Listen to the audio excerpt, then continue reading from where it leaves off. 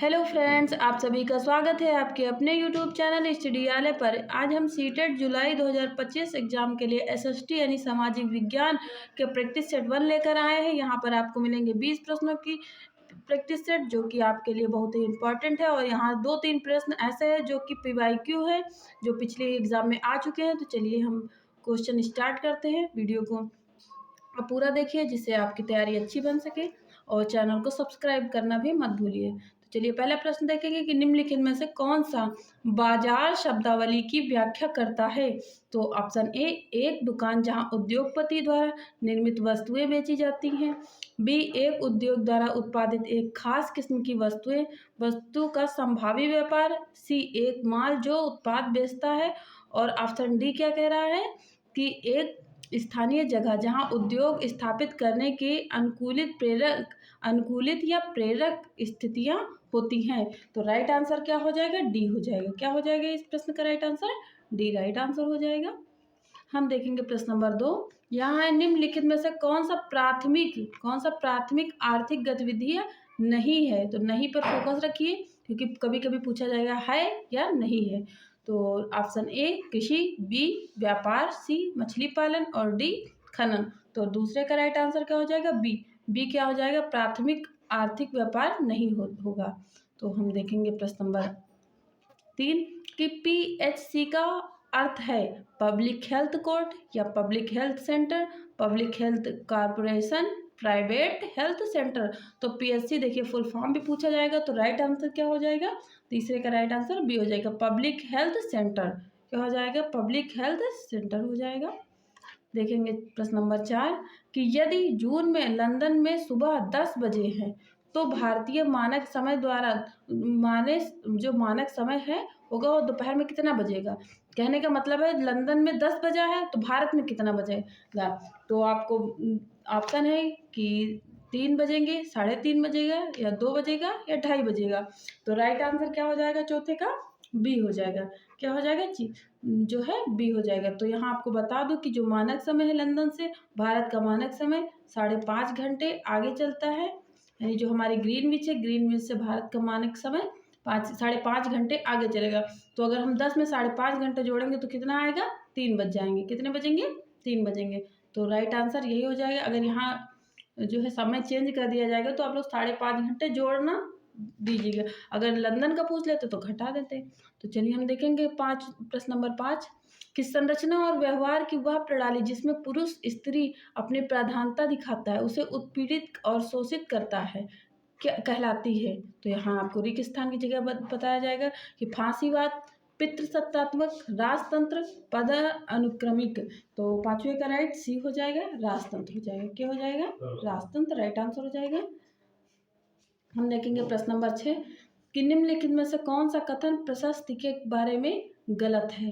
तो यहाँ प्रशस्ति, अगर आप प्रशस्ति के बारे में जानते हैं तभी आंसर कर पाएंगे। तो चलिए देखेंगे कि ए, राजा की प्रशंसा करने तथा उनका संरक्षण पाने के उद्देश्य से यह ज्ञानी कवि विद्वान व्यक्ति द्वारा लिखी जाती थी। प्राय राजा इन्हें स्वयं लिखा करते थे। ये जिस काल से संबंधित उस काल के इतिहास के मूल्यवान स्रोत हैं। तो प्रशस्ति में शासक या राजा की उपलब्धियों का वर्णन किया जाता था। तो छठे का राइट आंसर क्या हो जाएगा? बी हो जाएगा। प्राय राजा इन्हें स्वयं लिखा करते थे। प्राय राजा इन्हें स्वयं लिखा करते थे। जैसे प्रयाग प्रशस्ति किसने लिखी है? तो हरिश्रेण ने लिखी है। किसके समय? गुप्त काल में। हम आगे देखेंगे तो 19वीं शताब्दी के दौरान किस विकास ने बड़े पैमाने पर सामाजिक रीति रिवाज और व्यवहार के बारे में वाद विवाद तथा चर्चाओं का सुगम बनाया। तो रंगमंच, चलचित्र, रेडियो, पत्रिकाएं। तो 7वें का राइट आंसर क्या हो जाएगा? डी पत्रिकाएं। किसने बनाया था? पत्रिकाएं। प्रश्न नंबर 8 देखेंगे कि बंगाल में प्रायः उन व्यक्तियों अथवा समूहों द्वारा मंदिरों और अन्य धार्मिक भवनों का निर्माण करवाया गया जो शक्तिशाली बन रहे थे। तो ए, समाज में अद्भुत वास्तुकला का प्रदर्शन करने के लिए। बी, परिवेश का महत्व बढ़ाने के लिए। सी, अपने शक्ति का प्रदर्शन करने के लिए, अपनी धर्मपरायणता घोषित करने तथा अनुयायी बनाने के लिए। डी, यह सुनिश्चित करने के लिए कि उन्होंने अच्छे कर्म किए हैं। तो 8वें का राइट आंसर क्या हो जाएगा? सी। क्या हो जाएगा राइट आंसर? सी हो जाएगा। तो देखिए क्वेश्चन ऐसे ही आएंगे, और अगर आप ऐसे प्रैक्टिस करेंगे तभी एग्ज़ाम में घबराएंगे नहीं। तो हम देखेंगे प्रश्न नंबर 9 कि राजा राम मोहन राय जैसे समाज सुधारक स्त्रियों के विरुद्ध प्रचलित सामाजिक अन्याय जैसे सती प्रथा के बारे में प्रचार प्रसार के लिए निम्नलिखित में से किस युक्ति का प्रयोग करते थे? तो ऑप्शन ए है, वे सरकार के प्रभाव प्रयोग करते थे। अपनी सोच और सिद्ध करने के लिए प्राचीन धार्मिक पाठों में से श्लोक या वाक्य का प्रयोग करते थे। वे लोकप्रिय राष्ट्रवादी नेताओं की सहायता लेते थे। या ऑप्शन डी क्या हो जाएगा कि वे लोकप्रिय सामाजिक वातावरण की सहायता लेते थे। तो 9 का राइट आंसर क्या हो जाएगा? बी हो जाएगा। क्या हो जाएगा राइट आंसर? तो बी राइट आंसर हो जाएगा। हम देखेंगे अब प्रश्न नंबर 10। अब 10 में देखिए, निम्नलिखित का मिलान कीजिए और सही विकल्प चुनिए। तो जैसे कि कृषि के किससे मिलाएंगे? उद्यान को, और मत्स्य पालन, द्रक्षा कृषि। और आपके पास ऑप्शन हो जाएंगे अंगूर की खेती, फसलों का उगाना और खेती करना, फूल फल और सब्जियां उगाना, मछली पालन। तो आपके पास ऑप्शन है ऑप्शन ए बी सी। क्या हो जाएगा? यानी ए का दूसरा, या बी का तीसरा, सी का चौथा, या डी का पहला। तो ऐसे करके आप देख लीजिए राइट आंसर क्या हो जाएगा। तो इसका राइट आंसर हो जाएगा ए, यानी कि ए का क्या हो जाएगा? दूसरा। कृषि किससे संबंधित होगी? तो फसल से। फिर दूसरे का तीसरा, तो यानी उद्यान कृषि अंगूरों से। और उसके बाद सी चौथा, यानी मत्स्य पालन। देखो मत्स्य मतलब मछली पालन पकड़ने से। और द्रक्षा कृषि किससे हो जाएगी? एक, यानी कि अच्छा कृषि तीसरे से हो जाएगी। किससे हो जाएगी? तीसरे से। देखिए सी का तीसरा कहाँ पर है? सी का तीसरा सी चौथे से मिल रहा है, ये देखो। तो राइट आंसर क्या होगा? ये पकड़ लिया गया, तो यही हो जाएगा। और बी का तीसरा होगा, बी यहाँ आएगा, बी यहाँ आएगा, सी यहाँ चला जाएगा, तो अच्छा। चलिए एक बार फिर से हम करके दिखा देते हैं आपको। यानी कि इसका राइट आंसर ए कृषि दूसरे नंबर पर, मत्स्य मछली में आ जाएंगे सबसे पहले। और राइट आंसर आपको मछली से ही मिल जाएगा, क्योंकि सी पर है ही चौथा आंसर और कहीं भी नहीं है, इसलिए पहला हम सी कर भी सकते हैं। और डी नंबर पहले पे चला जाएगा। और उद्यान कृषि फूल फल और सब्जियां उगाने को उद्यान कृषि कहते हैं। तो आपको समझ में आ गया होगा। अब हम देखेंगे 11 नंबर प्रश्न कि ज़्यादातर महाजनपदों की मजबूती किलेबंदी थी क्योंकि क्योंकि क्या? ऑप्शन ए, वे इनकी समृद्धि और शक्ति का प्रदर्शित करते थे। बी, शासकों को आक्रमण का भय था और वे स्वयं की रक्षा को सुनिश्चित करना चाहते थे। सी, ये उनके समृद्ध योद्धा परंपराओं के प्रतीक थे। डी, इनके आसपास लकड़ी ईंटें या पत्थरों की उपलब्धियां थी। तो 11 का राइट आंसर क्या हो जाएगा? बी हो जाएगा। क्या हो जाएगा? बी राइट आंसर हो जाएगा। हम देखेंगे प्रश्न नंबर 12 कि उद्योगपति उद्योग स्थापित करते हैं जब ऑप्शन ए, वे अनुकूल सरकारी नीतियां पाते हैं। बी, कस्बे विकसित हो सके। सी, सरकार द्वारा उपलब्ध कराए गए प्रोत्साहन से उनका लाभ कम। और डी क्या हो जाएगा? वे अपने मूल स्थान को विकसित कर सके। तो 12 का राइट आंसर क्या हो जाएगा? ए, वे अनुकूल सरकारी नीतियां पाते हैं। क्या पाएंगे? वो वे अनुकूल सरकारी नीतियां। 13 नंबर प्रश्न है कि लगभग 4500 वर्ष पूर्व आरंभिक नगर हड़प्पा और मोहनजोदड़ो के कई कारणों से संपत्ति के कगार पर आने लगे। निम्नलिखित में से कौन सा उन कारणों में से एक कारण नहीं है? देखिए फिर यहाँ आपको ध्यान देना पड़ेगा, यहाँ नहीं के बारे में पूछा गया है। तो चलिए देखेंगे ऑप्शन कि ए ऑप्शन क्या है? जंगलों के विनाश और बाढ़ के कारण नगर नष्ट हुए। बी, मवेशियों के बड़े बड़े झुंडों द्वारा चारागाह और घास वाले मैदान को चराने से मृदा आवरण नष्ट हो गई। सी, नदियाँ सूख गई जिसके कारण नगर समाप्त हो गए। और ऑप्शन डी क्या था? कि नगरों के बीच आपसी प्रतिद्वंदिता और लड़ाई। तो 13 का राइट आंसर क्या हो जाएगा? डी हो जाएगा। 13 का राइट आंसर डी हो जाएगा। चलिए हम देखेंगे नेक्स्ट प्रश्न। नेक्स्ट प्रश्न क्या कह रहा है? 13 नंबर प्रश्न है कि 13 नंबर प्रश्न क्या हो जाएगा कि ब्रिटिश शासन के अंतर्गत स्थानांतरीय कृषकों को कौन सा समस्याओं का सामना करना पड़ा? तो ऑप्शन ए, उनके कृषि उत्पादन में गिरावट आई, उनकी गतिविधियां प्रतिबिंबित हो गई, या बेरोजगारी शोषण। तो 14 का राइट आंसर क्या हो जाएगा? बी। क्या हो जाएगा? बी राइट हो जाएगा। उनकी गतिविधियां प्रतिबंधित हो गई। प्रश्न नंबर 15 है कि मध्यकालीन भारत में मंदिरों को के केंद्र के रूप में माना जाता है, यानी कि ये आपकी जगह है खाली, यहाँ पर क्या फिल होगा?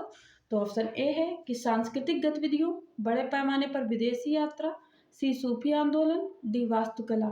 तो 15 का राइट क्या हो जाएगा, ए हो जाएगा। क्या हो जाएगा, ए, यानी यहाँ क्या आएगा, ए नंबर आएगा। आगे हम देखेंगे ऑप्शन ए यहाँ पर आएगा। ऑप्शन प्रश्न नंबर 16 है कि गजनी के सुल्तान महमूद द्वारा सोमनाथ मंदिर को नष्ट करने के पीछे कौन सा मुख्य कारण था।